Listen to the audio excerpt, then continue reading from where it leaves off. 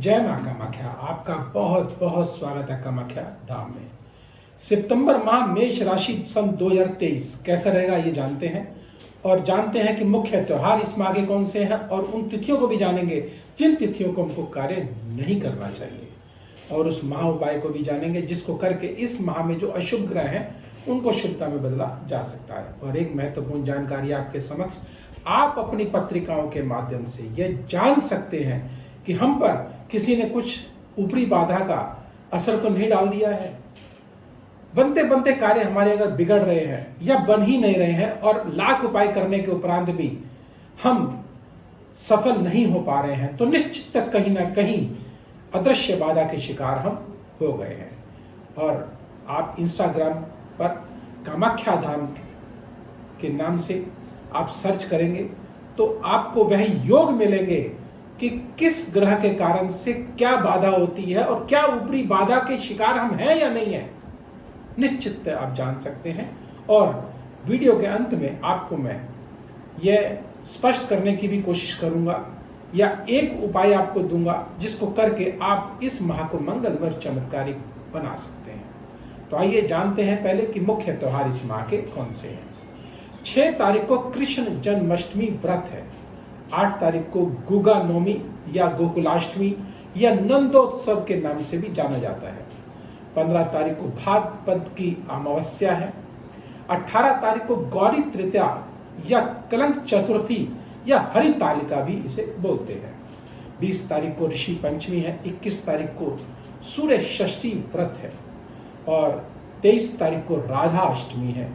24 तारीख को श्री भागवत सप्ताह अर्थात पाठ प्रारंभ हो जाते हैं, और 25 तारीख को पद्मा एकादशी है, और 29 तारीख को भाद्रपद की पूर्णिमा है या महालय श्राद्ध प्रारंभ होते हैं।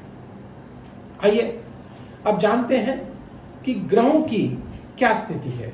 सूर्यदेव 17 तारीख को कन्या राशि में प्रवेश करेंगे, अर्थात छठे भाव पर आ जाएंगे। और जब पंचमेश के स्वामी जब छठे भाव में आ जाएंगे, और सूर्यदेव सफलता के कारक हैं, और जब सफलता के कारक ग्रह छठे भाव में आ जाएंगे तो निश्चित बनते बनते कार्य आपके बिगड़ जाएंगे। और यह ऋण के स्थान पे आ जाएंगे, तो ऋण अगर आप कहीं लेने जा रहे हैं तो ऋण तो आपको मिल जाएगा, लेकिन चुकाना आपको भारी पड़ जाएगा। शत्रु वह बढ़ेंगे भी और परास्त भी होंगे।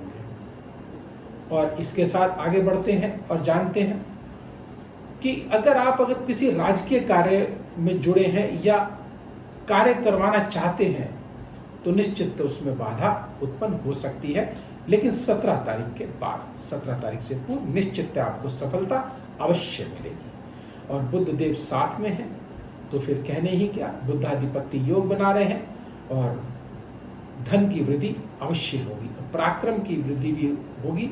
इसके साथ साथ क्योंकि षष्ठेश भी है तो इसलिए यह धीरे धीरे शनि शनि आपको जो है उपलब्धि प्राप्त होती है।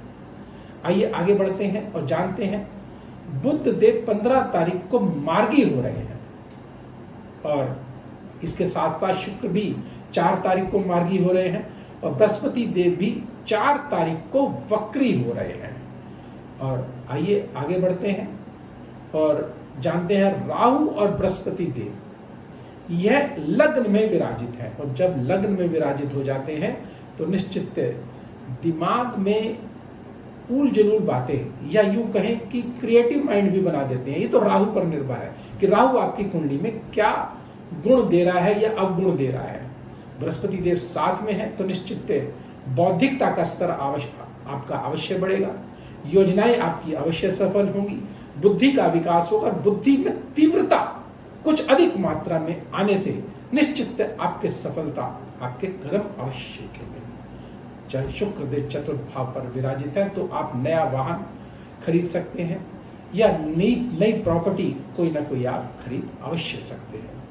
केतुदेव सप्तम भाव पर है। जब सप्तम भाव पर केतुदेव होते हैं तो यह पारिवारिक जीवन को एक तरह से ग्रहण लगा देते हैं, या अगर आपका व्यवसाय पार्टनरशिप से संबंधित है तो निश्चित उसमें मतभेद पैदा हो सकता है।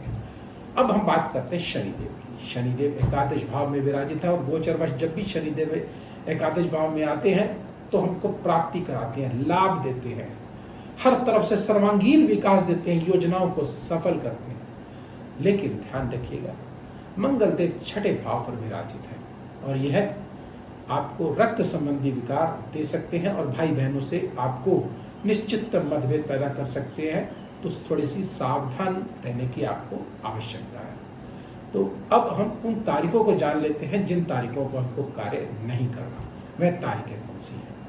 10 तारीख, 11 तारीख, 15, 16, 20, 21 और 29 तारीख को भूल कर भी कार्य ना करें। अगर करना भी पड़े तो एक छोटा सा माँ कामाख्या का उपाय है जिसको करके आप निश्चित इस माँ को मंगलमय बना सकते हैं। वह क्या है? सर्वप्रथम आप मंगलवार का व्रत रख लीजिएगा। अगर आप व्रत नहीं रख सकते तो कोई बात नहीं, मंगलवार के दिन कम से कम आप नमक मत खाइएगा।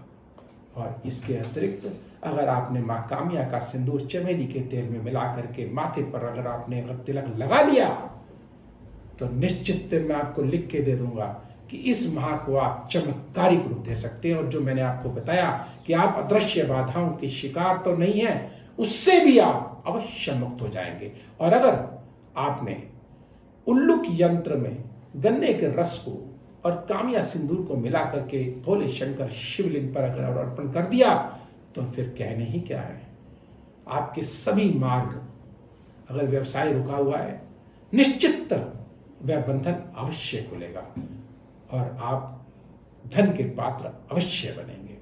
तो अगर आपको ये वीडियो पसंद आया हो, लाइक करें, सब्सक्राइब करें, बेल बटन को अवश्य दबाएं।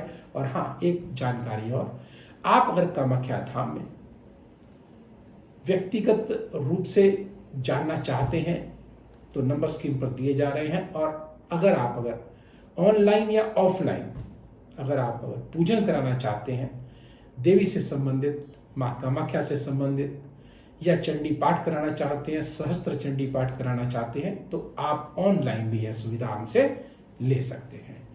तो अब मुझे दीजिए आज्ञा। जय माँ कामाख्या।